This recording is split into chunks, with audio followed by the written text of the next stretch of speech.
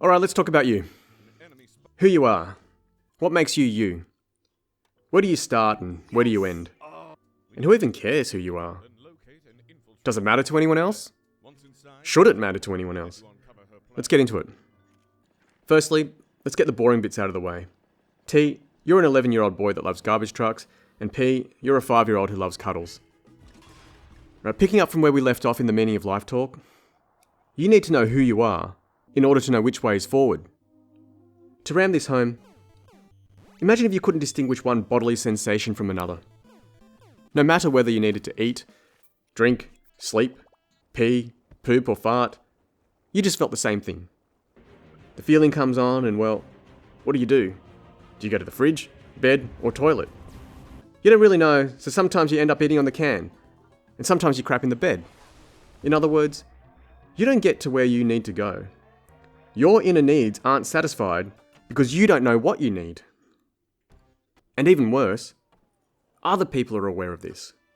They take advantage of it. Regardless of what you need, the guy running the food stall takes you by the hand and says, "You need a hot dog. Nothing can save you like a boiled Frankfurt encased in white bread." The mattress salesman grabs you by your other hand and says, No. What you need, my brother, is the latest in foam and spring technology." And the bathroom supply staff barges in and says, "Mate, I know that face. Come with me if you want to save those undies." And of course, they don't care about you. They don't care about what your real need is. They just want to sell their product to you. And you know what? You'll just go with the best sales pitch, regardless of what is actually happening inside you. The universe is a big place with countless forces acting this way and that. If you step out the front door without anchoring yourself to even a small sense of who you are, then you could be swept away by the next wave that comes by. So how do you know who you are? What is you? When I say I, to who or what am I referring? When I was in my early 20s, I was catching the train home from the city with some friends, and there was a guy around our age who was pretty unhinged. He came and sat with us, despite there being many vacant seats. I mean, who does that? And just started talking. He said his name was Lance. We all gave fake names, except for me because everyone forgets my name anyway, and I wasn't afraid of him. He also asked us riddles, which gave him a bit of a Batman villain vibe.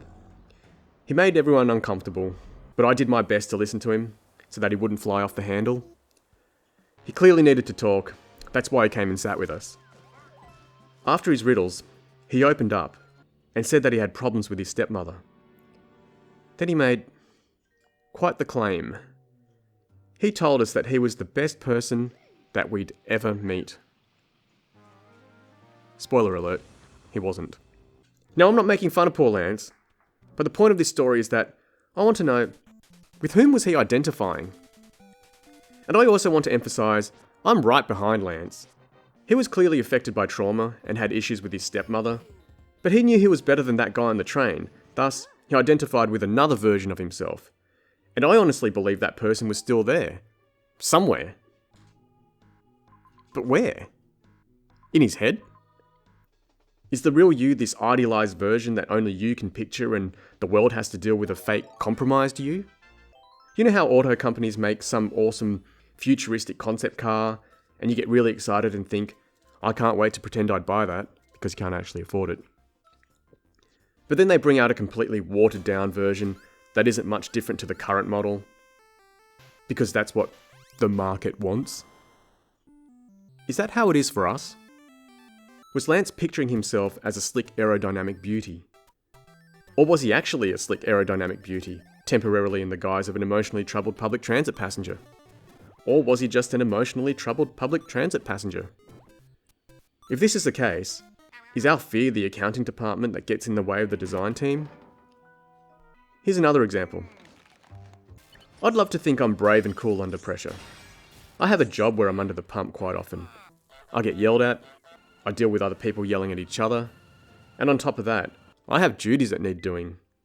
And I do them well. I keep my cool, never yell or lose my temper in any way.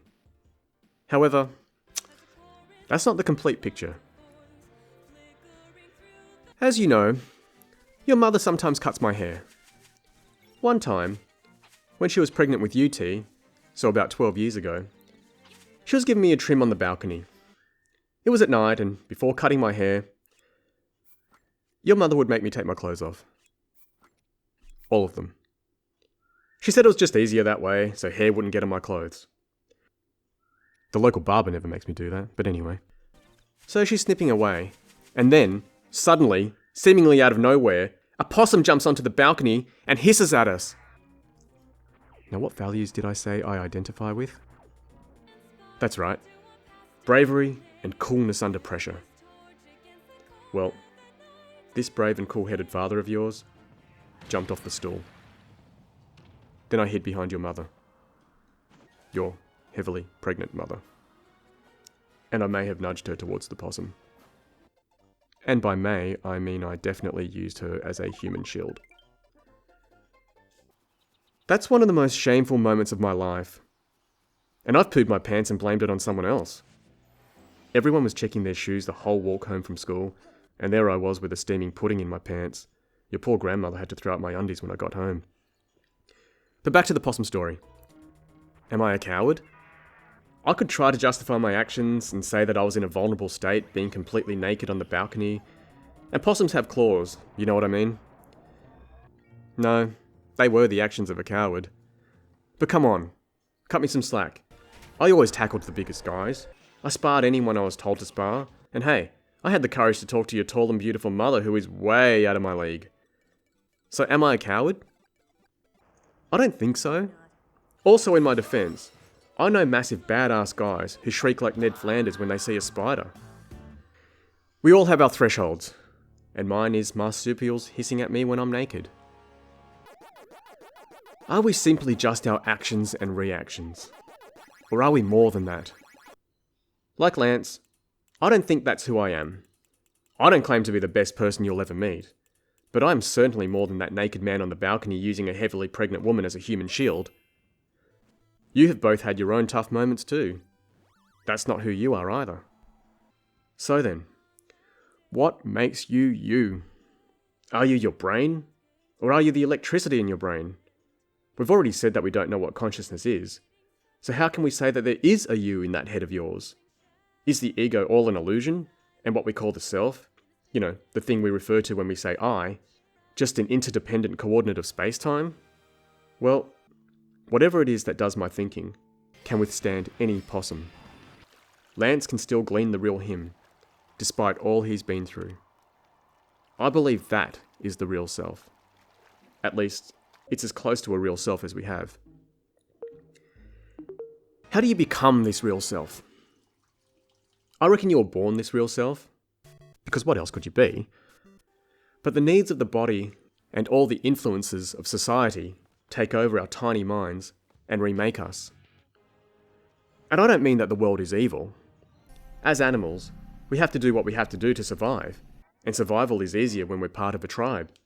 Thus, survival and conformity force us to compromise ourselves. So how do we peel this back and be who we really are? Two things help: courage and awareness. It takes courage to be true to yourself. This particular kind of courage is called integrity. And you must be self-aware. We are on autopilot most of the time, so it is important to switch on and watch our patterns carefully. Only then can we remove an unwanted layer that has been accumulated from somewhere, whether in childhood or adulthood. Check out the Tools for Life talk for more on this. For me, Possumgate was a big signal, and I read it loud and clear. I could have run from the whole ordeal, similar to how I ran from the possum itself, but I chose to confront it. Now, whenever I see a possum, I immediately take off my pants and hiss back. Now, I want to make it clear that fear is not a bad thing. Neither are other seemingly negative feelings, such as anger, jealousy, envy, and hatred. I like to think of emotions as doorways that you must pass through to get where you need to go.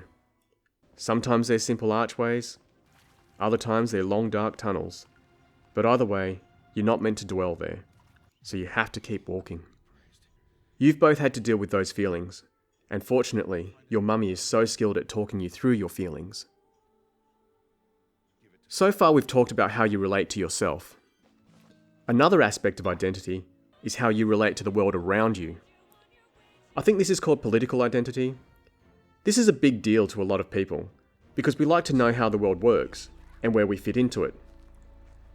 Your political identity is based on something called your worldview.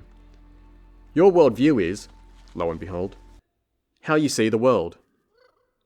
How you see the world is based on what nature has given you physically and the environment in which you live. For example, if you were a great white shark, you would see the world as an ocean where you can do whatever you want. If you were a rabbit, you would think the world is a scary place full of predators, so you may as well make the most of your short time and multiply. If you were a hedgehog, you'd see the world as a place where rings are scattered for some reason as you battle against a mad scientist. As a human, it's a little different. There are more factors than your natural gifts and how they fit into your time and environment. You may have the ability of a shark, the instincts of a rabbit, and the sense of justice of a hedgehog, but unlike other animals, humans have a habit of telling other humans how to interpret nature. Interpret means to understand it through a particular lens. Think of those join the dot drawings. They're just dots, and the resulting picture depends on the sequence and how many dots are included in the final piece. So, there's all this stuff going on in the world, right? And other humans tell you how to connect those events and interactions. Keep in mind everyone lives on the same planet, for now, but we experience it differently. How you connect the dots is based on many things, including what tribe you're born into, your own experiences, and how susceptible you are to outside influence. Once you connect these dots, the resulting picture becomes your political identity. Think of this political identity as your avatar in this world. You've got your true self, which you're continually growing into, I hope. The concept car. That would make this the production model. The world is going to tell you who you are, what to believe in, how to live. Remember, one of my biggest motivations in having these talks with you is to get to you first. You know how when we box I tell you to keep your guard up? Well, keep your guard up and get ready to counter. For some reason, or many reasons, there are people out there that want other people to think like them and to believe in the same things they do. This can severely mess people up. I know kids who were terrified of demons, believed the earth was flat, felt shame about their bodies, felt shame about what they wanted to do with their bodies, believed that they were failures, and hated other groups of people. This leaves serious scars and can be so hard to undo. I'm doing my best to not plant biases into your head, and if I do, you can kick me in the balls. Today, you will hear the terms left-wing and right-wing, or liberal/progressive and conservative. There are some issues that seem to be important to each side, but as you can imagine, these change over time and become obsolete. I won't go into them, as you'll encounter them when the time comes. What I want you to note is that politics is a spectrum. You don't have to be all one or the other. Whatever you believe is up to you. Just know why it is that you believe it. I also ask that you look at all sides of any issue. Remember, there are loads of dots, and most people are only connecting the ones they see, or want to see. If you do end up leaning more heavily towards one side than the other, please try not to choose a team. Rather, look at each issue on its merits. Because when you support a team, you are a fan. Fan is short for fanatic. And as someone once said, I think it was Winston Churchill, a fanatic is someone who can't change their mind and won't change the subject. Have principles, not fanaticism. Catch yourself if you're being biased. Make sure you apply your judgment fairly across the political spectrum. To understand this better, let's use two sports analogies. You've missed them, haven't you? The first one is cricket. Neither of you are into cricket, so this is probably a complete waste of time. A team's game plan is heavily dependent on the quality of the cricket pitch, the strip where the bowler bowls at the batsman. The captain inspects the pitch, and the game plan will be based on what the pitch is doing today and how it will perform later in the match. No fixed ideology, No beliefs, no politics, just nature and how to best respond to it. Another example is mixed martial arts. At one end of the spectrum are grapplers, and at the other end are strikers. Your body type, that is, your nature, and your upbringing will determine whether you are a grappler or a striker. However, this is MMA, the ultimate sports for sports analogies. It is evolution in a nutshell, or octagon to be more accurate. A grappler has to strike, and a striker has to grapple. Again, no ideology. Each fighter plays to his or her own strengths, but knows they must adapt to the challenge in front of him or her. As for me, it depends on who I'm up against. When I sparred one friend, who was 8 inches taller and 30 kilos heavier, I was fine boxing him because he was a jiu-jitsu guy and not too good with his hands. Then I sparred another friend who is a foot taller and 40 kilos heavier. Let me just say there's a reason weight classes exist. Even covering one of his jabs cost me so much energy, and it still sent me flying across the garage. Once he hit me so hard, my neck cracked. I'd feel safer on the ground against him as he was a boxer and really fast for his size. Now, could you imagine how ridiculous it would be if a striker said, "We don't believe in double underhooks, that's wrestling propaganda"? Or a grappler saying, "Punching? Sounds like we got ourselves a sissy." If you have a coach like that, then you need to change gyms and give him a bad review on Yelp. Furthermore, just because a grappler doesn't agree with spinning jump kicks, doesn't mean he or she should discard striking altogether. Same goes for a striker who doesn't see the point of an omoplata when it comes to the ground game. In the same vein, just because you're a grappler, it doesn't mean you have to agree with every single aspect of grappling. Same goes for a striker with every strike. Even furthermore, it doesn't matter where a move comes from. It originated in humans, right? Whether you learn to kick in Muay Thai or karate isn't important. A punch is a punch, a kick is a kick, an armbar is an armbar. As MMA has taught us, the objective is survival, not dogmatic adherence to a style. In fact, the UFC started because back in the 80s and 90s, martial artists had heated debates over which style was the best. Now, after decades of evolution, martial artists have become well-rounded cardio machines that can bang on the feet or fight on the ground. And to the untrained eye watching a fight, quite often, you won't even notice the difference between a grappler and a striker. Sure, in training, in laboratory conditions, everything looks so pure and effective. If you watch one of those martial arts demonstrations with an old sensei tossing around willing partners who were in on it, it looks really impressive. But in the ring or cage or on the street in real combat, it never looks like that. So keep that in mind if anyone tries to sell you their system. So to recap, your identity is made up of your true self, and then there is your avatar in this 3D reality, called your political identity. Your political identity will help you, but know its limits. As you get older, you will get to a point where you need to peel it all away and get back to your true self. To do that, you will need something called integrity. Integrity is this special juice that gives you the courage to be you. Now, if all the dots are out there, and it comes down to how you connect them, can't you just connect them however you want? Yeah. Ultimately, it comes down to choice. I know the world isn't all rainbows and lollipops. But I also know that it's not all doom and gloom either. All of it is true. But you still get to choose who to be and how to be. I wanted to become a compassionate, caring person. I wasn't one. I was an arrogant teenager. Through self-awareness and the desire for change, I had to peel back layers. Not without pain either. I've got loads of layers to go, and I just have to keep on peeling. Just a quick note on self-awareness. It's one thing to be aware of something. It's another thing to change it. There's no point saying, "Yeah, I gas quickly, that's just who I am, I don't do cardio."